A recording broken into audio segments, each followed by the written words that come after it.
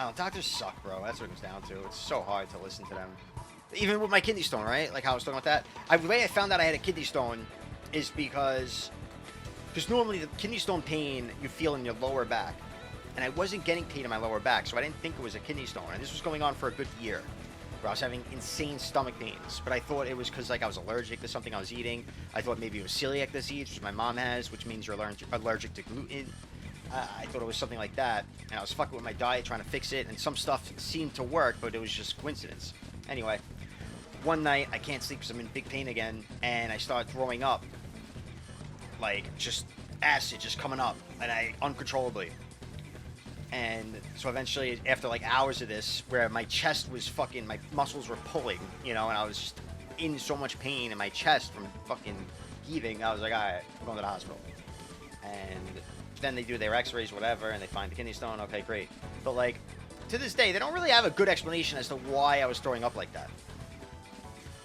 For all I know, there's an underlying cause for that as well.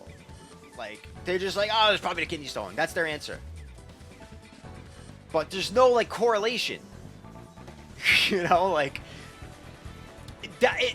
from the pain, yes, that's a possibility, but it wasn't. Like, I know it wasn't. I was in pain, but, like, I was controlling it. Like, I threw up from kidney stone pain the first time I had a kidney stone, which was when I was 13 years old.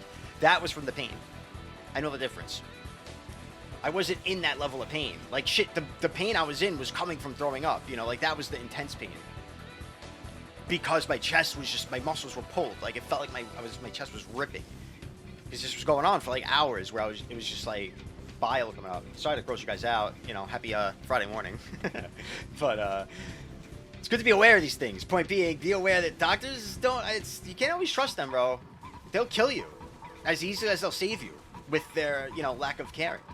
Not all doctors give a shit. And yeah, it's been in the back of my head. Like, I wonder if there's something else that was causing that, and those two things adding up were causing that vomiting.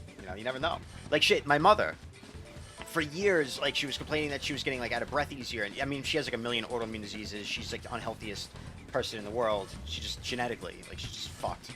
Which, looking forward to my future. And one of the things was, randomly she started having a lot of trouble breathing when, like, going upstairs and stuff. And the doctors kept saying, like, oh, it's probably just, you're getting older or whatever. You're out of shape. But she's not out of shape. She's thin. She's healthy, at least physically. She was saying it didn't make sense, and they kept saying it's just they laughed, like, oh, it's just a woman, like, it is what it is, you're just getting old.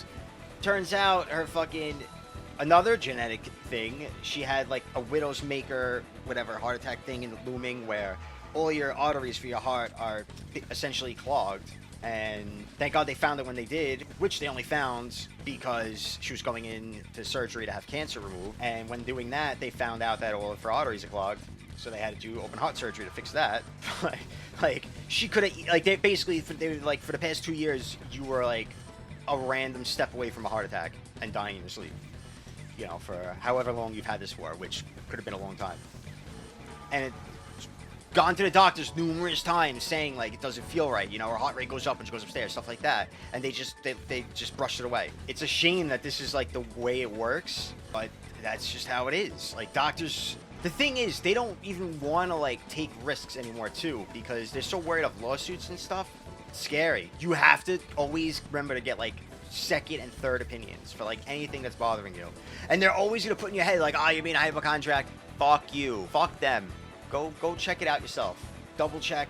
Go to another doctor. If you have a problem and they're not solving it or giving you a reasonable answer, go to another doctor because they're bad. Like, think about it. There's no rule where, like, a doctor has to be efficient. Like, they just gotta show up to work, bro. No one's watching them. Checkups to see if they're missing anything. There's no one above them, and it's a real problem. Shit. Alright, so back to my kidney stone thing, right? I went to, originally, before I found out it was a kidney stone, I went to a urologist, because if you remember, I was saying I thought maybe it was celiac disease, and I was having these stomach issues. Not a urologist, a gastro doctor first. After the kidney stone was removed, I went in there just to double check for a colonoscopy and all that shit. After that, while I was there, my dad took me to the doctor, because you need somebody to drive you home after a colonoscopy. So he was going to drive me home, and turns out somebody he knew works there. The girl who worked there, her daughter was like a friend of mine when I was growing up. Like, they were some family friends, that whole thing. And she was like, oh, God, your dad's here. I haven't seen him in forever. You know, make sure you tell him to say hi. And I was like, all right. And they told me the story of how when they were young, right? Or when I was young, and I was friends with that woman's daughter, the daughter one day collapsed, just fainted. She took the daughter to a doctor, and the doctor said she's fine. It was just too hot. She was probably low on fluids, and chalked it off like nothing. My dad, who's also a doctor, was like, that doesn't add up. Kids don't pass out in the heat at fucking, 10 years old unless they're like severely dehydrated or something horrible, which I can't picture your daughter getting in that state, whatever the case. And he told her, keep going to other doctors and pushing and getting checked at other places, whatever. And turns out the girl had fucking cancer. Thankfully, they were able to remove it in time.